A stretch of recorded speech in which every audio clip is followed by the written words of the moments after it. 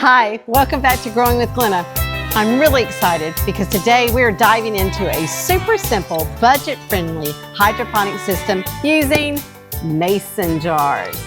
This miniature system is perfect for someone wanting to try hydroponics, for expanding a mini shelf system, and it's ideal for teachers looking for an inexpensive way to bring hands-on STEM into their lessons through hydroponics. We're going to grow lettuce, an easy winner for beginners, and keep costs low with mostly household items. So, let's start growing. The first thing you're going to need to do is gather your materials. In case you don't have some of these items around the house, I'll include a link for each of them on Amazon. For each student, you'll need a wide mouth mason jar, pint or quart size. You can recycle from home or just grab a pack cheaply. Black socks to cover the mason jar and block the light. Tap water, let it sit overnight to dechlorinate. A label and a permanent marker. Now, for the things you'll need to buy. Try to buy in bulk to save money. Again, I'll drop the Amazon links in the description for the items. You want plant food, like these granules. Cost about $10. But it will be enough for everyone in the class. You'll need some heirloom lettuce seeds. You might want to get a variety so there's a comparison, and you can get heirloom seeds from Baker Seeds or pelleted seeds from Johnny's Seeds.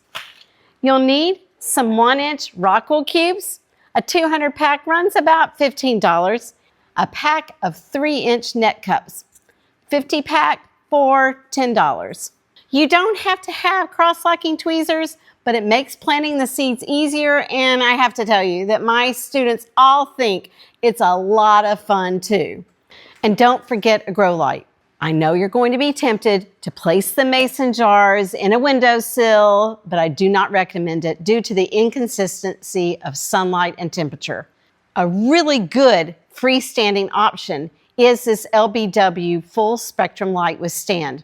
You can also repurpose a wire shelf, like this one, and it will allow you to use inexpensive grow lights, like these 2-foot Barina lights. The wire shelf enables you to hang a set of these lights using some reusable zip ties. Get you a timer. A timer? Really? Yes. You need to be consistent in your timed lighting so that you have predictable growing. And it's really a must if you are conducting science experiments. All of this, total per student, is under $5 if you share supplies. Check for deals on Black Friday and around the holidays. Before we build, let's talk a little bit about hydroponic basics. Hydroponics means growing plants without soil, just nutrient-rich water. What do plants need? Water, nutrients, light, air, and space. In our mason jars, we'll be using the kratky method, named after the professor in Hawaii who created this method. No pumps are needed. The roots dangle in the solution, absorbing what they need as the water level drops. It's passive, it's easy, and it teaches students about plant science. If you want to know more of those specifics, watch the What is Hydroponics video starring Captain Hydroponics, also known as Remy. Hydroponics is a living curriculum, and it aligns with so many of the science, technology, engineering, and math standards. Watch the Hydroponics in the Classroom video playlist for specifics on all the standards. What about seeds? We're using lettuce because it grows rapidly and is ready to harvest in about 4 to 6 weeks. But basil is another great plant. It's an herb that will grow quite well. As with a lot of science experiments, safety first. Be sure to watch your students as they use the tools. Keep the lights away from any water. And prepare to become, yes, a hydroponic farmer. All right, let's build. Make sure your grow light is plugged in and ready to turn on. It can be hanging from the shelf or it's next to the designated area for your jar gardens. Step 2, take the clean sock and cover your mason jar. Remember, we're covering it to prevent the algae from growing. When algae grows, it absorbs and uses some of the nutrients that you want for your plant. Prepare your nutrient solution. I like to put my nutrient solution in a cleaned out gallon container. Remember, when you're making your nutrient solution, to either use distilled water or to let your water sit out overnight. Follow the directions on each of the containers, just as long as it says plant food.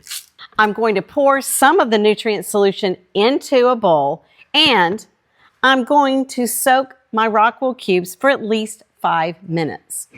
I recommend that you create your labels before you plant your seeds. Solves a lot of complications. So make sure you have your name, the type of lettuce that you're growing, and the date. Make sure each person has their jar labeled, and we're ready to go. Now we're going to fill up our jars about 3/4 full. We're going to place our net cups inside the mason jar, and then we're going to very carefully place our Rockwool cube. What's next? Seeds, you're right. You're going to place 2 or 3 seeds into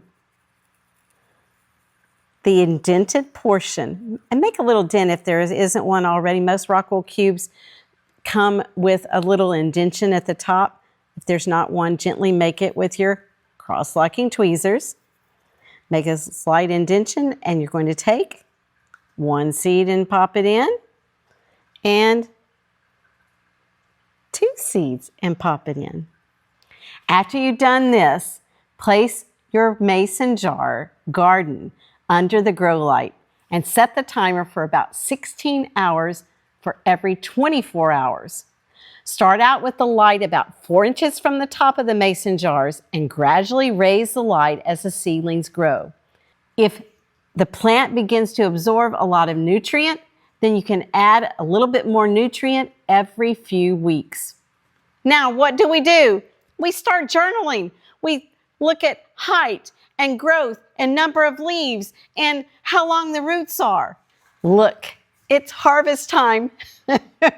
You're going to take and snip the lower leaves, leaving about 2/3 of the plant to continue to grow. You will be able to cut and come again 2 or 3 times with your lettuce plants. What else could you do to challenge yourself and to challenge your students? Measure the pH of the water. Make sure it's around 6.0. Graph the growth. Draw diagrams. And extend the fund. I would add art because now you can sketch what your plant is doing. That's it for today's mini hydroponic adventure. If you're a teacher, a homeschooler, or a newbie hydroponic farmer, try this and tag me in your pics. Hit like if this video inspired you, and subscribe to the channel so you can join us for our next gardening adventure. And be sure to visit hydroforfood.com for free activities, games, and lesson plans. Remember, the links are in the description, and I'll see you next time. Happy hydroponics!